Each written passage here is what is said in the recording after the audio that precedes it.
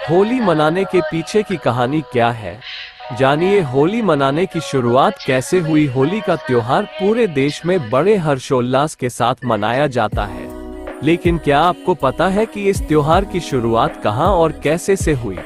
अगर नहीं, तो हम आपको इस कहानी में विस्तार से बताते हैं। होली मनाने के पीछे का कारण क्या है? हिंदू परंपराओं से प्रेरित होली दिवाली के बाद आने वाले सबसे महत्वपूर्ण त्योहारों में से एक है। ये कुछ जगह पर 2 दिनों तक चलता है, जिसकी शुरुआत होलिका दहन से होती है, जो बुराई पर अच्छाई की जीत का प्रतीक है। ये दिन उत्साहपूर्ण रंग खेलने और सौहार्दपूर्णता को बढ़ाने का होता है। होली महोत्सव या रंगों का त्योहार एक आकर्षक सांस्कृतिक और धार्मिक उत्सव है, जिसमें रंग खेलने के अलावा और भी बहुत कुछ शामिल है। इस कहानी में होली और इस उत्सव के पीछे की धार्मिक परंपराओं की एक झलक पाएंगे और साथ ही आपको बताएंगे कि होली को मनाने की शुरुआत कैसे हुई। होली क्यों मनाई जाती है? होली एक हिंदू त्योहार है जो प्राचीन काल से मनाया जाता रहा है।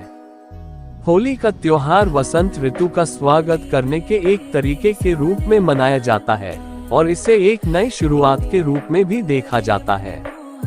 ऐसा कहा जाता है कि होली उत्सव के दौरान लोग एक दूसरे को रंग लगाकर आनंद लेते हैं। त्योहार के पहले दिन प्रतीकात्मक रूप से सभी बुराइयों को जलाने और एक रंगीन और नए भविष्य की शुरुआत करने के लिए अलाव जलाया जाता है। होली महोत्सव में लोग बहुत से रंग एक दूसरे पर फेंकते हैं। धार्मिक अर्थ में ये रंग प्रतीकात्मकता से समृद्ध होते हैं और उनके कई अर्थ भी होते हैं। कुछ लोगों के लिए होली का मतलब खुद को बुराइयों और राक्षसों से साफ करना होता है। होली बुराई पर धर्म की जीत की कहानियों से गूंजती है। ऐसी ही एक किंवदंती भगवान कृष्ण और राधा के बीच के मधुर बंधन के इर्द गिर्द घूमती है, जो विविधता के बीच एकता का प्रतीक है। इस पौराणिक कहानी के अनुसार भगवान श्री कृष्ण ने अपनी शरारती भावना से खेल खेल में राधा रानी के चेहरे पर रंग लगाया, जिससे होली की परंपरा की शुरुआत हुई। होली मनाने के पीछे की कहानी क्या है?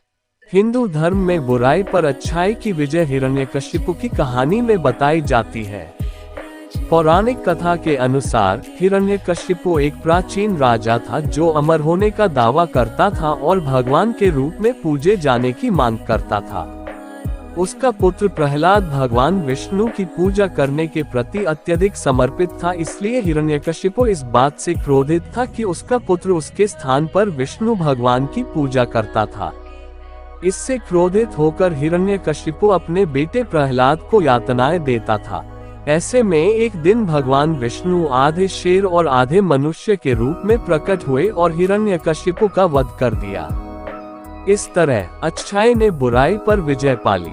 होलिका दहन की कथा पाप पर धर्म की विजय का प्रतीक है, तो इसलिए होली मनाई जाती है।